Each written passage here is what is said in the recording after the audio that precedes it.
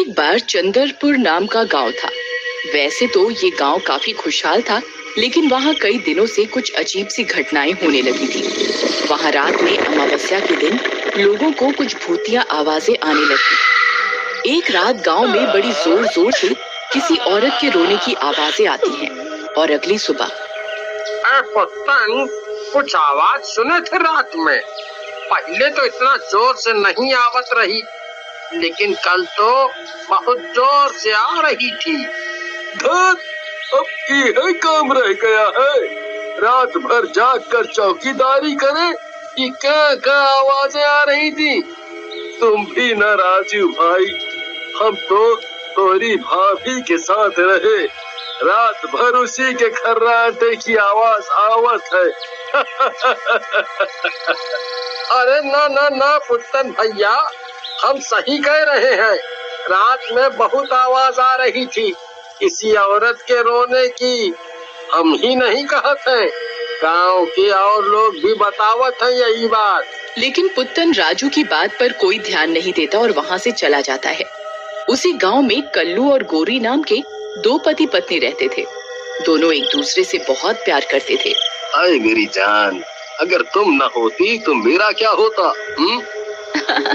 अरे छोड़ो जानू, जब अपना मतलब होता है तो चले आते हो लुलु लुलु करके।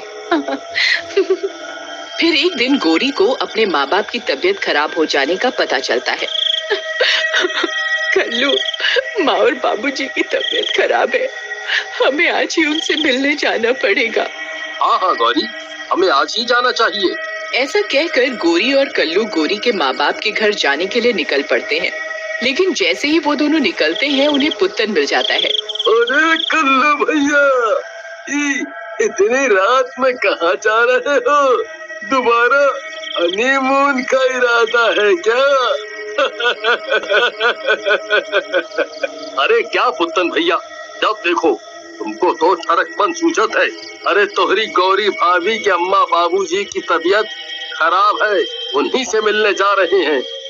बात तो ठीक है तुम्हारी कल्लू भाई, लेकिन आज अमावस है।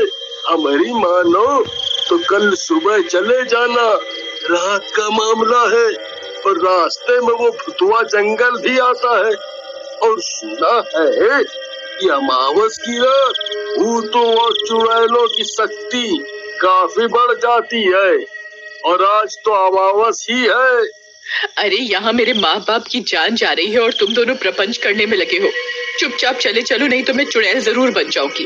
गोरी की ये बात सुनकर कल्लू और पुत्तन दोनों डर जाते हैं और कुछ नहीं बोलते। उसके बाद गोरी और कल्लू दोनों गोरी के घर जाने के लिए निकल पड़ते हैं। लेकिन कल्लू पुत्तन की बात सुनकर अंदर ही अंदर काफी घबरा जाता है। गौरी, हम लोग निकल तो आए हैं, लेकिन अगर उस नास मिटे पुत्तन की बात सच निकली तो, जैसा कि वो मनहूस मारा कह रहा था, है? हे भगवान, ना जाने कैसा पति मिला है मुझको। अरे तुम्हें इतना डर लग रहा है तो अभी वापस चले जाओ और उस नास मिटे दोस्त पुत्तन से जाके लिपट जाओ, लेकिन मैं तो जाऊंगी। गोरी को गुस्से में देख कल्लू कुछ नहीं कहता और चुपचाप चलने लगता है। लेकिन कल्लू को कुछ डरावनी आवाजें सुनाई देती हैं। अरे गौरी, तुमने कुछ आवाज सुनी? कैसी आवाज? तुम आज घर चलो, वहीं बताती हूँ तुम्हें।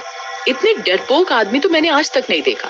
तभी कल्लू को एक चुड़ैल जैसी औरत दिखाई देती है, लेकिन वो गोरी के डर से कुछ नहीं बोलता। वो चलते चलते गोरी के गांव के पास पहुंच जाते हैं। तभी गोरी के माँ बाप बाहर आते हैं। अरे नहीं गौरी बेटा, कुछ नहीं, थोड़ी सी तबीयत खराब है। लेकिन ऐसा कुछ खास नहीं है। तभी पिताजी की नजर कल्लू पर पड़ती है। और कल्लू बेटा, कैसे हो? डरने की आदत टूटी या नहीं कि आज भी रात में डर लगता है? अरे क्या पिताजी, मैं कहाँ डरता हूँ। मैं अपने गांव का सबसे बहादुर मर्द हूँ। हाँ। चलो अभी रास्ते का हाल बता दूंगी तो बेइज्जती हो जाएगी यहाँ पर, चूहे कहीं के। उसके बाद दोनों कमरे में चले। रात में, अरे गोरी डार्लिंग, याद है मैं पहली बार तुमसे इसी कमरे में मिला था? तो क्या करूं, उसी दिन का अफसोस है मुझे जो तुम जैसा निकम्मा पति मिला। कल्लू उसकी डरावनी आवाज सुनकर डर जाता है और सो जाता है। रात में सोते समय उसे अपने बेड के पीछे से कुछ डरावनी आवाजें आती हैं। अरे मर गया रे, ये कैसी डरावनी आवाजें हैं। लेकिन इस गौरी को बताऊंगा तो मेरा खून पी जाएगी। ऐसा कहकर कल्लू फिर से सो जाता है और डर के मारे गौरी को कुछ नहीं बताता। अगली सुबह वो अपनी सास के पास जाता है। अरे मम्मी, रात में मुझे अपने बेड के पीछे से कुछ डरावनी आवाजें आ रही थी।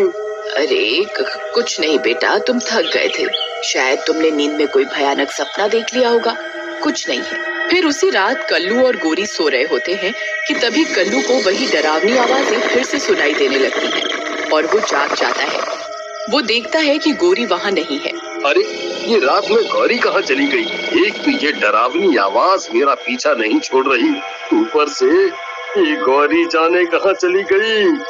कल्लू गौरी को यहाँ वहाँ देखता है लेकिन उसे गौरी कहीं नहीं दिखती।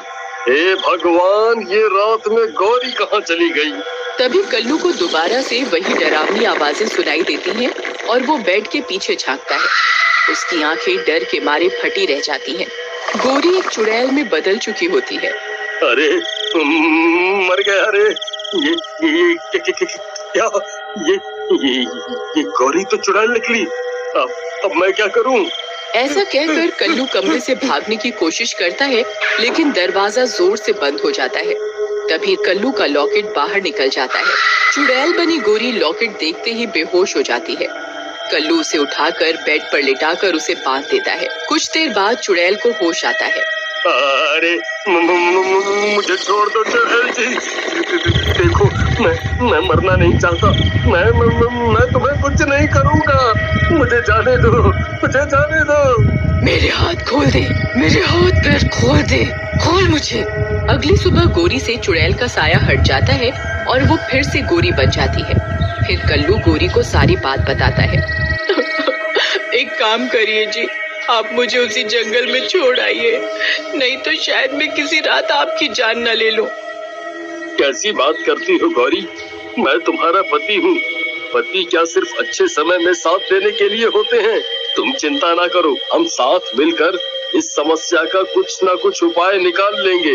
फिर उसके बाद गौरी और कल्लू सारी बात गौरी के माँ बाप को बताते हैं। बात सुनने के बाद गौरी के पिताजी, वाह बेटा, मैं तो धन्य हो गया तुम्हारी जैसा बेटा पाके। तुम मेरी बेटी के इस पूरे समय में उसका कितना साथ दे रहे हो, वाह वाह। अरे पिताजी, मेरी वाह वाह में समय मत बर्बाद करो, बल्कि ये बताओ गौरी को ठीक कैसे करना है कोई उपाय? बेटा एक उपाय तो है, तुम कान इधर लाओ। गौरी के पिताजी कल्लू के कान में कुछ बोलते हैं। उधर रात फिर से हो जाती है। ये जी, मैं तुमसे फिर कह रही हूँ, तुम यहाँ से चले जाओ, कहीं मैं तुम्हारी जान न ले लूं। ये चुड़ैल फिर से हावी हो जाएगी मुझ पर। चुप करो और मैं जो कर रहा हूँ करने दो। रात होने लगती है, गौरी चुड़ैल बनने लगती है और वो डरावनी आवाजें निकालने लगती है। तभी गौरी के पिताजी वहाँ आ जाते हैं। वाह शाबाश बेटा, वाह, बस अब इस गौरी को मंदिर तक ले जाना है, बस उसके बाद तो सारा काम बजरंग बली ही कर देंगे। उसके बाद गौरी के पिताजी और कल्लू बंधी हुई चुड़ैल को उठा लेते हैं और हनुमान जी के मंदिर लेकर जाते हैं। हनुमान जी को देखकर चुड़ैल घबरा जाती है। अरे नास बेटो, ये मुझे कहाँ ले आए, मुझे छोड़ दो, मैं इस लड़की को भी छोड़ दूंगी, मुझे छोड़ दो। लेकिन तभी कल्लू एक और रस्सी लाता है और उससे गौरी और बजरंग बली को बांध देता है। छोड़ दो मुझे, जाने दो, छोड़ दो मुझे। रुक जा, ऐसा मत कर, रुक जा दुष्ट। लेकिन कल्लू उसकी एक बात नहीं सुनता और रस्सी बांध देता है। रस्सी के बांधते ही चुड़ैल का शरीर जलने लगता है और गौरी का शरीर वापस आने लगता है। छोड़ दो, मत करो। थोड़ी ही देर में चुड़ैल पूरी तरह जल जाती है और गौरी का शरीर चुड़ैल से मुक्त हो जाता है। कल्लू मैं ठीक हो गई, पिताजी मैं ठीक हो गई।